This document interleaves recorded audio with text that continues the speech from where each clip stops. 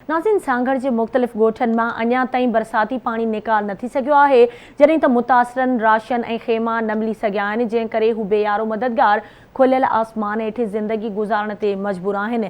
Report करे रहियो आहे एडी कुंभर।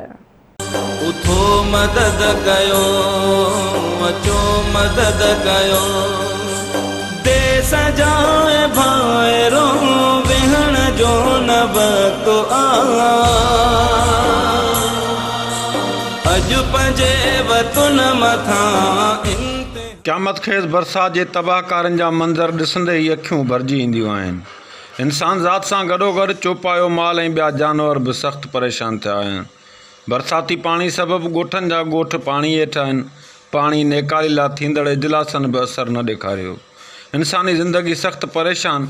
बरसाति खां पोइ मच्छरनि जो आज़ार बरसाति मुतासिरीन जा अंज वधाए छॾिया आहिनि। मुतासिरीन रातियुनि जूं रातियूं जाॻे गुज़ारण लॻा।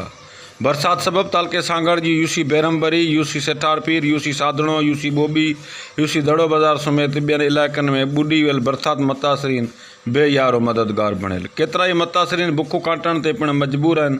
कंहिं बि हिननि मिसकिननि जी वाहिर न कई। हितां जे ज़मींदार असांखे चवनि था असांजे ॿनियुनि में पाणी न छंडायो वञे ऐं असीं पाणी खे केॾांहुं कयूं। असां वटि घर विहण लाइ मानी पचाइण लाइ का शइ त थलनि ते पाणी बीठो आहे। असीं कंहिंखे दांजूं कंहिंखे चऊं। असां सॼो ॻोठु ॿुॾी वियो आहे। असां वटि न को असांखे टाट मिलियो आहे, न को शइ मिलियो आहे। असांखे सॼो ॻोठु पाणी जे हेठां आहे। माल सभु थर वियो आहे, पर सॼो माल बि मरे पियो। तव्हां पाण ॾिसी सघो था त हाली हिते अलाह ताला जेके बि शइ आहे सभु लुड़ी वियो आहे।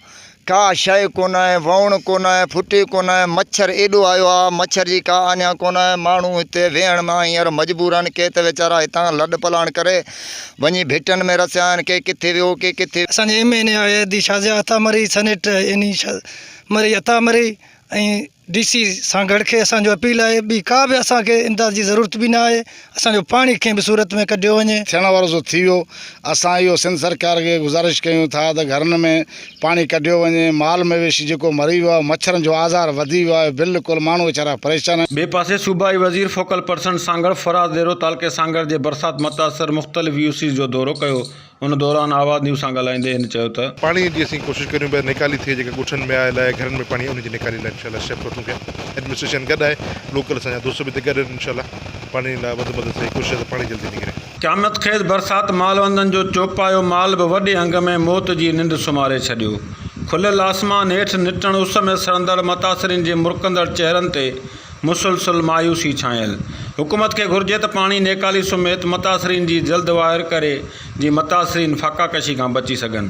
कैमरामैन ख़ाकी होश मोहम्मद सां गॾु एडी कुंभर, आवाज़ TV सांगड़।